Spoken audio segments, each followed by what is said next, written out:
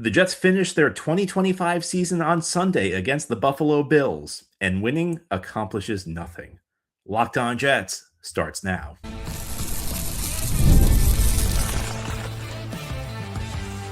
You are Locked On Jets, your daily New York Jets podcast. Part of the Locked On Podcast Network, your team every day.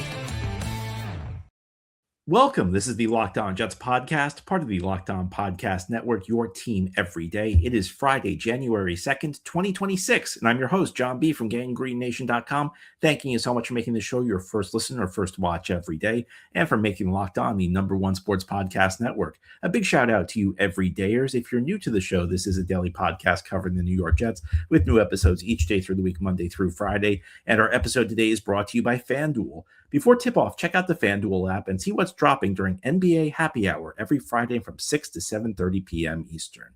On today's show, we're talking about the future of the New York Jets, the distant future and the near future. I have some New Year's resolutions for the New York Jets. I'll get into those.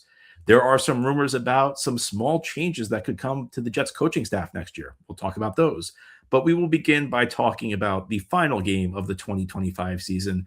This season is coming to its merciful end on Sunday as the Jets visit the Buffalo Bills. Kickoff time scheduled for 4:25 Eastern. The Jets got flexed to 4:25 because even though the Bills cannot win the division, their seeding spot in the AFC is still unclear. There are a bunch of wild card teams that could be the 5, the 6, the 7. So this game got moved to the late afternoon time slot. I think I speak for many Jets fans when I say I was disappointed to see this game flex to 4:25. I was really hoping this game would be early so we could just get it over with and enjoy the rest of the day of football. End this season by 4:30, so we can start watching some entertaining football. But no, the Jets and Bills get flexed to 4:25. It is the end of a very disappointing season for the Jets, and in some ways, it's surprising to say that because expectations were so low entering this season. Nobody thought the Jets were going to be good. I just don't think a lot of people believe the Jets would be this bad. And for me, the worst part of this is the way the team has finished the season, because you can go back and listen to anything I said. This is not a situation where I'm changing my mind like as we approach the end of the season. But I said this in last winter. I said this last spring. I said this during the summer as we were getting ready for the season, that I was really focused on how the Jets progressed through the season. I was concerned about the trajectory as much as I was concerned about the final record. I wanted to see the Jets finish the season strong. And the Jets have not just failed to finish the season strong. The Jets are playing some of the worst football the NFL has ever seen in the closing weeks of this season. It has been an utter catastrophe. And look, there are excuses you can roll out. Some of them are valid to a degree. We know the talent level is really low right now. We know the Jets traded two of their three stars at the deadline. The third of the 3 stars, Garrett Wilson's not playing. We can go down the list. We know they're playing a practice squad quarterback in Brady Cook. And the fact that Jets are rolling Brady Cook out there again suggests that, the coaching staff may not be playing to win this game. Coaching staff may be playing for draft positioning. But, there's a point where you have to say, even with such bad talents, should we be getting the worst results in NFL history in the month of December? I'd have to say no. Jets are not the first team rolling out of practice squad quarterback in NFL history. Jets are not the first team playing practice squad level players in their secondary. There are other teams that have done that haven't had results like this. We've watched a lot of bad Jets teams through the years. I mean, if you're a Jets fan, you don't have to go that far back to find really untalented teams that did not play this badly. And this time of year, when the Jets are out of the race, there's always the debate in the fan base. Is it better to lose games for draft positioning, or is it better to win to try and build a culture? At some level, the argument is not one that's all that important. I mean, on some level, I think we're just trying to find meaning in meaningless games. At the end of the day, your draft positioning usually doesn't matter anywhere near as much as you think it will. And winning games at the end of the season, while it's nice and while there are situations where you can build momentum going into the next season, it doesn't always work out that way. But I don't think that there's really anything gained by the Jets winning this game on Sunday. And I think about recent Jets history. And I think about all the times the Jets won completely meaningless games and tried to sell it as some sort of major progress point. They did it 2 years ago. I remember the Jets beat the Washington Commanders on a last-second field goal, a game they blew, a game they were way ahead with Week 16. It was Christmas Eve. They should have blown the Commanders out. They let the Commanders take the lead late in the fourth quarter, and then they won on a last-second field goal. This is a Washington team that picked second in the draft. The Jets acted like it was a big deal. Then they went to Cleveland on Thursday Night Football against a good Browns team that made the playoffs and got blown out. The final week of the season in 2023, they went up to New England. They faced a Patriots team that was dreadful, picked third in the draft. They won a game barely in the fourth quarter, and the Jets made it sound like they finished their season on a strong note. It was ridiculous. They beat two really bad teams the last 3 weeks, and they got to 7 wins. And they tried to sell 7 wins as some accomplishment when they didn't have, that was the year they didn't have Aaron Rodgers. I think back to 2019, I think Adam Gase's first year. They started 1-7, they finished 6-2, but that 6-2 wasn't impressive. I mean, the Jets tried to say, "Oh, Gase figured it out." He didn't figure it out. I mean, come on. They beat a horrible Washington team. They beat a horrible Giants team. They barely beat a horrible Miami team. They barely beat a Buffalo team that was in a similar situation and benched most of their starters in the first half. It's one thing to win and actually start to make progress. I think that's what the New Orleans Saints are doing right now. And one of my frustrations this week has been kind of thinking through the NFL landscape. And the Saints are having the kind of season I hope the Jets would have. I think you can argue, if you're a Saints fan, that your team is making meaningful progress. These games that the Saints have won near the end of this year, particularly because it seems like they may have found their quarterback in Tyler Shuck. That's a team that is actually making progress. I hoped that the Jets could move in that direction. I hoped, and I felt like there was a possibility because the Jets are so young. And when you have a young team that starts out slow, sometimes you kind of get things going late in the season. And those are the rare situations where you actually sometimes can carry over a positive finish into the next season. It doesn't always work that way when you have a young team. And part of the reason you struggle at the start when you're playing a lot of young guys is, they're still getting their feet wet in the NFL. They don't really know what they're doing. But by November, December, the reps, they've started to compile reps. They're starting to adjust to the NFL, and they start producing at a higher level. Well, that hasn't happened with the Jets.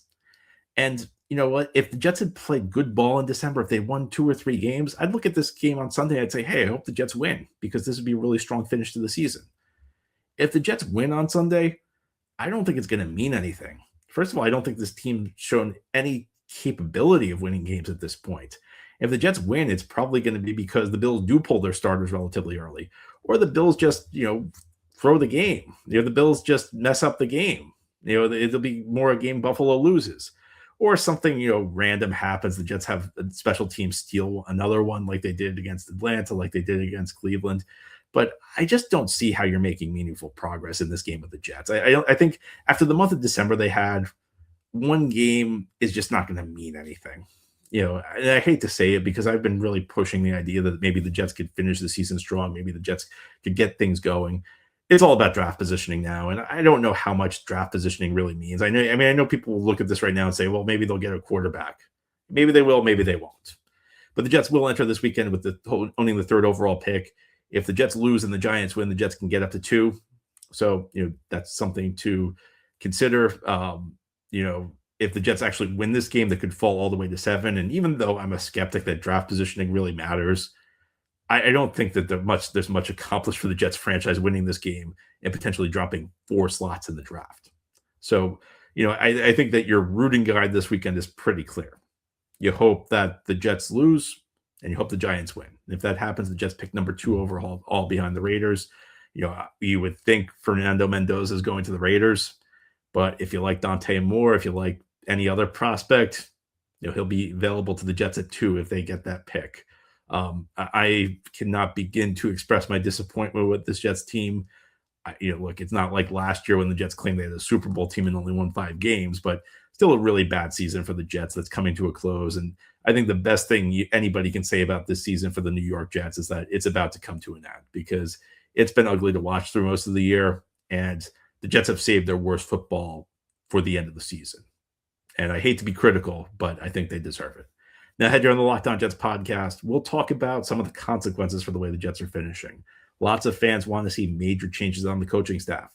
Well, one insider says that there might only be minor changes, and we'll dive into what they could be and why these could be a mistake as we continue here on this Friday edition of Locked On Jets.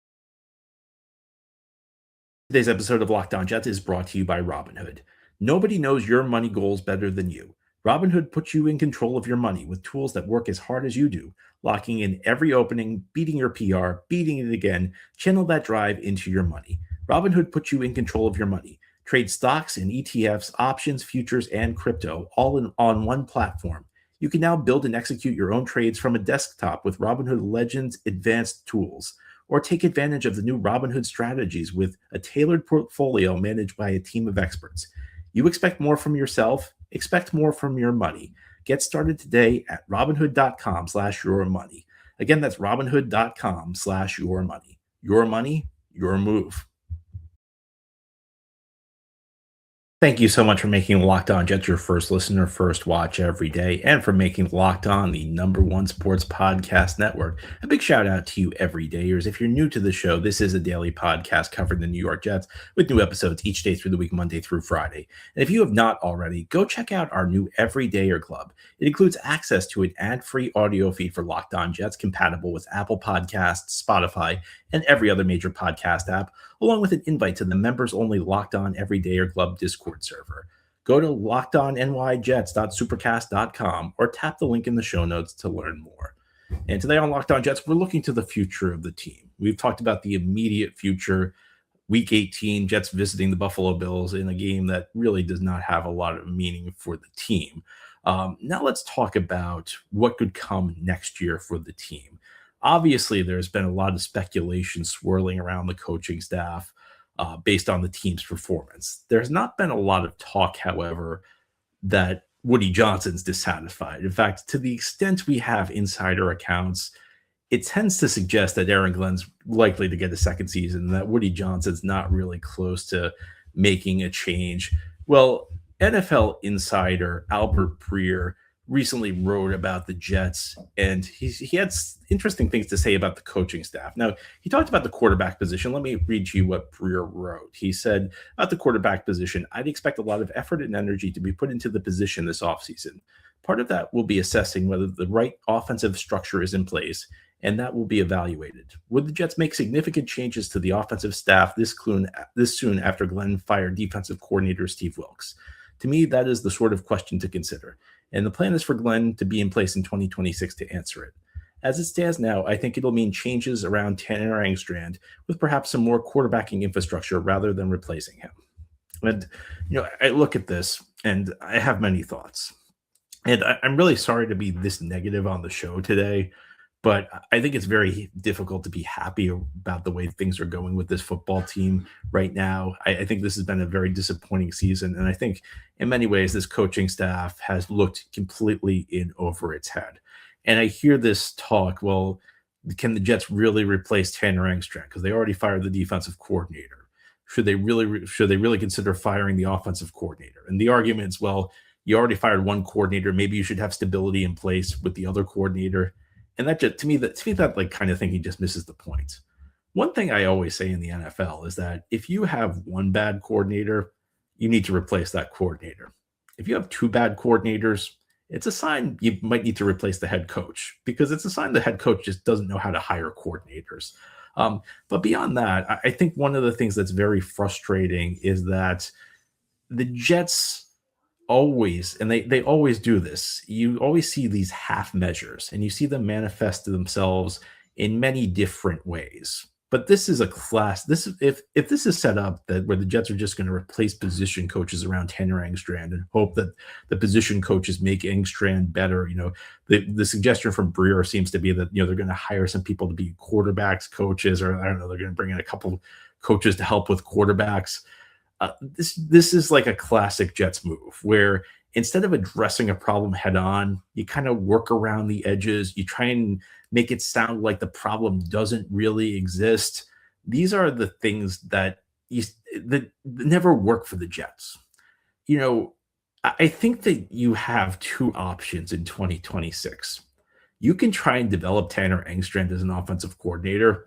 And if that's the approach you want to take, then fine. If you want to bring in a veteran mentor, maybe give him more supervision than he's had this year, because I think one thing that's clear is that this thing with Engstrand alone running the offense doesn't work. Maybe if you want to bring in a veteran coach to help him out, that's fine. But I don't think you can develop both the offensive coordinator and a rookie quarterback. I think you have to choose one or the other. I think you have to prioritize one or the other. I don't think that you can. I really don't think it's fair to a young quarterback to have an offensive coordinator you're not sure about, an offensive coordinator who's still learning how to do the job. And if you think that Engstrand is shaky enough after year one that you need to bring in more veteran coaches to kind of supervise him, to kind of guide him, well, that's a sign that you might just want to move on from him. And I think this whole thing just gets really messy when you get into this realm. I wish there was like a better way to feel about the Jets right now, but the defensive coordinator has already been fired. Now we're talking about, bringing in better supervision for the offensive coordinator. Well, why am I supposed to have confidence that Aaron Glenn can find those people? Why am I supposed to have confidence that Aaron Glenn can find the coaches who can maximize Tanner Engstrand when he couldn't find a good defensive coordinator and his offensive coordinator hire has been so shaky that apparently we need to bring in other people to beef up the infrastructure around him? None of this really makes sense. And this is just setting up to put a quarterback the Jets draft into a bad situation. Because again, you got to have confidence in your offensive coordinator. That's a key position to have where you need to have confidence if you are going to draft a quarterback, if you are going to bring a rookie quarterback into the situation, a situation where it's going to be chaotic because it's always chaotic in the city. It's always chaotic with this fan base. It's always chaotic with the media covering this particular team. And it's always chaotic with the owner. There are big enough challenges on top of just the general challenges of trying to bring in a rookie quarterback, of trying to make sure a rookie quarterback has everything around him necessary. Now, on top of this, you're kind of saying, well, we don't trust the offensive coordinator, so we're going to bring in other coaches to fill in around him. You know what? At some point, you have to say, we have to bring in a different offensive coordinator. If we don't trust our coordinator to handle a rookie quarterback, then you know what? That's a sign you really need to find a new coordinator. And I really don't want to have to fire Aaron Glenn after one season, because I think everybody who has criticism of the idea of firing the coach after one season is making valid points. There's a valid question: where do you go from here if Aaron Glenn doesn't come back? It's really chaotic. It's not a good thing for a franchise to constantly be cycling through coaches to, change systems every year, because you can never really establish a culture. You can never really forget about culture. You can never really establish a system. If you're getting players for one coach's system, then changing it the next year, then you need new players for a new coach's system, then you need new players for a new coach's system. It doesn't create an atmosphere that's conducive to winning. But at the same time, you know what? If things aren't working, if you're not getting what you need, if you're at this situation, if you're in a situation like this, at some point you may have to think about changing the coach. But it doesn't sound like the Jets are going to do this. And this is the frustration with the Jets, is that there's always a half measure to fix any problem that's in front of them, and there's never any issue that's addressed head on. It's always, we're just going to work around the fringes. It's always, we're just going to ignore the problem and maybe they'll go away. I mean, this is not that far removed. I'm not saying Engstrand's as bad as Nathaniel Hackett, but this reminds me of 2 years ago when Nathaniel Hackett had a terrible first year and the Jets went and tried to apparently hire Arthur Smith off in the offseason for some undisclosed role, and nobody knew what it was. And Smith didn't take the job in part because he couldn't figure out what his role was going to be. It's just like classic Jets, like trying to make a cosmetic patch to an issue instead of addressing the issue head on. It's frustrating how faces change over and over for this franchise, but nothing truly changes in the way they function at all. Well, if the Jets are going to win, if the Jets are going to build a successful franchise going forward, things are going to have to change. Hey, you're on the Locked On Jets podcast. We just started a new year. It is 2026. I have a few New Year's resolutions I'd like to see the Jets carry out, things that might be able to improve this team. I'll tell you what they are as we continue here on this Friday edition of Locked On Jets. Today's episode of Locked On Jets is brought to you by FanDuel. Fridays already feel different during basketball season, and FanDuel is making them even better. Every Friday night before the games tip off, FanDuel gives fans a new way to kick off the weekend with NBA Happy Hour. NBA Happy Hour is your official pregame limited time window where special offers drop right inside the FanDuel app before the action starts. Fridays from 6 to 7:30 Eastern have become appointment viewing with NBA Happy Hour. Opening the FanDuel app during happy hour always brings something new, boosts, bonuses, and surprises. It's easy to check the weekly special before tip-off and make a move before the window closes. The timing is perfect, right before the games, right before the weekend starts. It adds extra energy to Friday night basketball without overthinking it. So before tip-off, check out the FanDuel app and see what's dropping during NBA Happy Hour every Friday from 6 to 7:30 p.m. Eastern. A little basketball, a little action, and a whole lot of Friday energy. That's NBA Happy Hour only on FanDuel, the official sports betting partner of the NBA. This is the Locked On Jets podcast here on this Friday. Wishing you a very happy new year. Of course, yesterday was New Year's Day. It is now 2026. I've been doing this podcast since 2016. This summer, we will have our 10th anniversary of Locked On Jets and the 10th anniversary of the Locked On Podcast Network. And during that time, I have yet to cover a Jets team that made the playoffs or a Jets team that's had so much as a winning season. The best the Jets have done over the last 10 years of Locked On Jets have been 7 wins in one season. And this year is no exception. The Jets are going to finish either 3-14 or 4-13.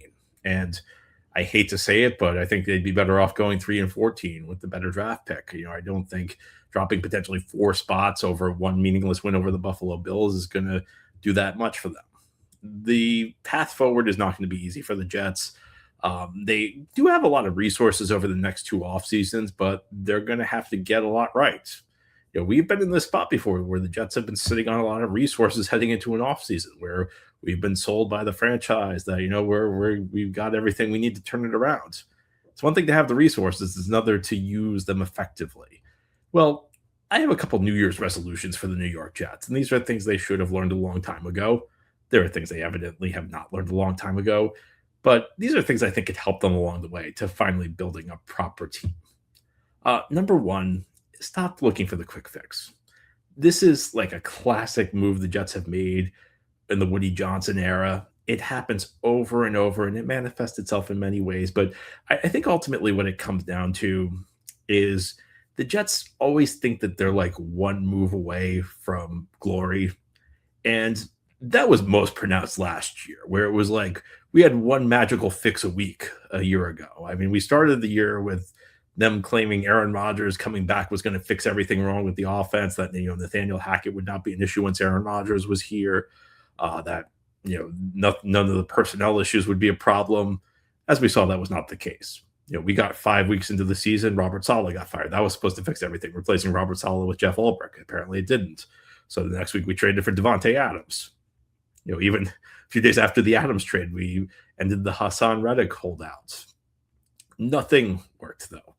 And a lot of it goes back to the Jets always looking for the quick fix. The Jets always looking for the one move that's going to solve all their problems. And I look forward to this offseason, and there's one pretty clear move that the Jets will make that they'll be able to sell the fans that things are turning around, and that's going to be picking a quarterback in the NFL draft.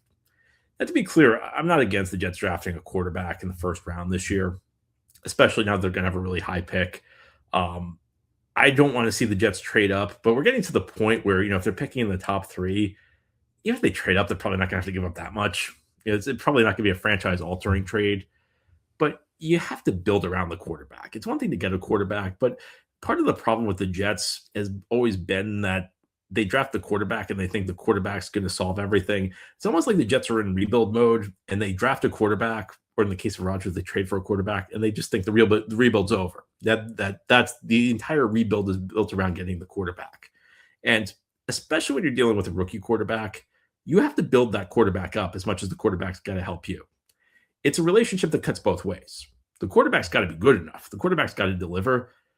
But young quarterbacks, not so much when you get 5, 6, 7 years into your career, but young quarterbacks, year 1, 2, 3, they need to be in the right surroundings. So the Jets can't just draft a quarterback and think this is going to be okay. And beyond that, look, the Jets can't make a crazy trade up. I think from 3, if you want to move up to 1, depending on if the Giants get the number 1 pick, and it only costs you like a day 2 pick or 2 day 2 picks, that's a discussion worth having. But the Jets can't, the Jets need to be able to use their resources smartly. And that means filling in the pieces around the next quarterback. because that's going to be the new quick fix that the Jets will have this offseason.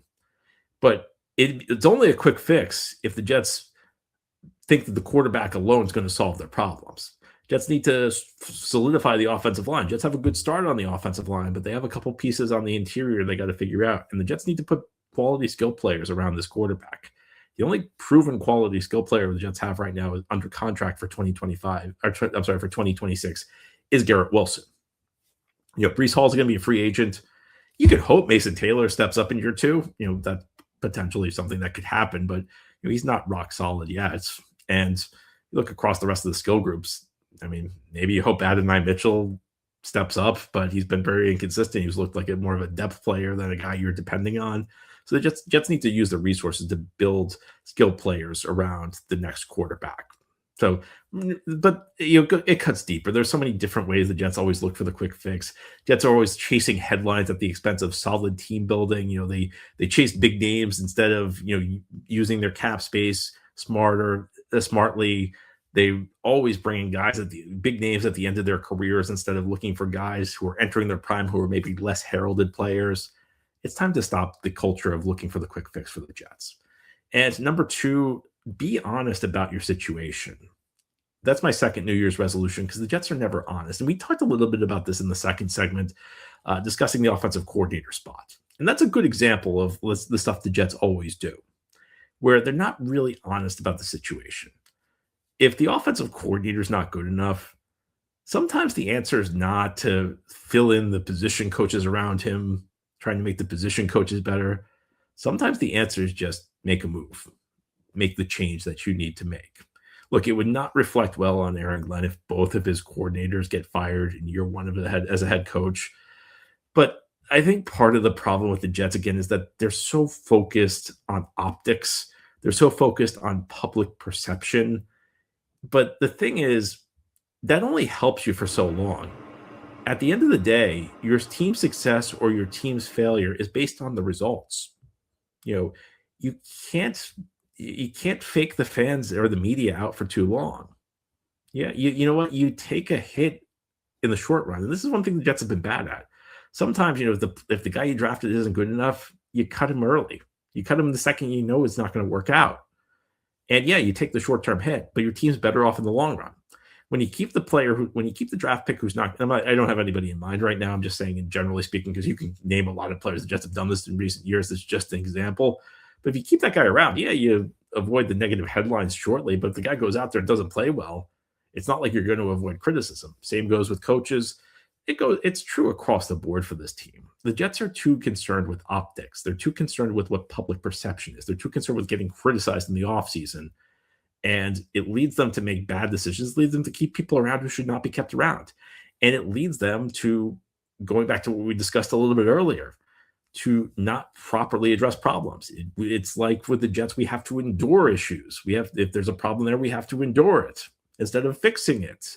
The example that comes to mind the most in recent years was the Jets keeping Nathaniel Hackett after a disastrous year one.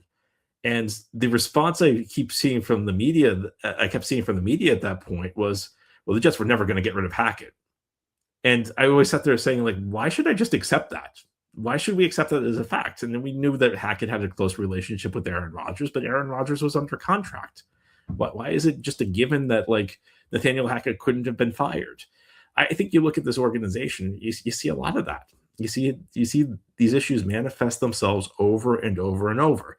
And you would think that at some point when you're not successful, you'd change the way you do business. That hasn't been the way things have worked with the Jets, but maybe 2026 will be the year. Maybe our 10th anniversary here on Locked On Jets will finally provide us with a smarter, better Jets team. We can hope. Anyway, that's all for today's episode. Thanks so much for making Locked On Jets your first listener, first watch every day. If you enjoy the show, give the show a big thumbs up if you're watching on YouTube, or a 5-star review if you're listening on a podcast source, and please subscribe to it. Thank you again for listening to or watching Locked On Jets all season long, and we'll keep going through the offseason. This is going to be a big offseason for the Jets, and we'll have plenty of resources.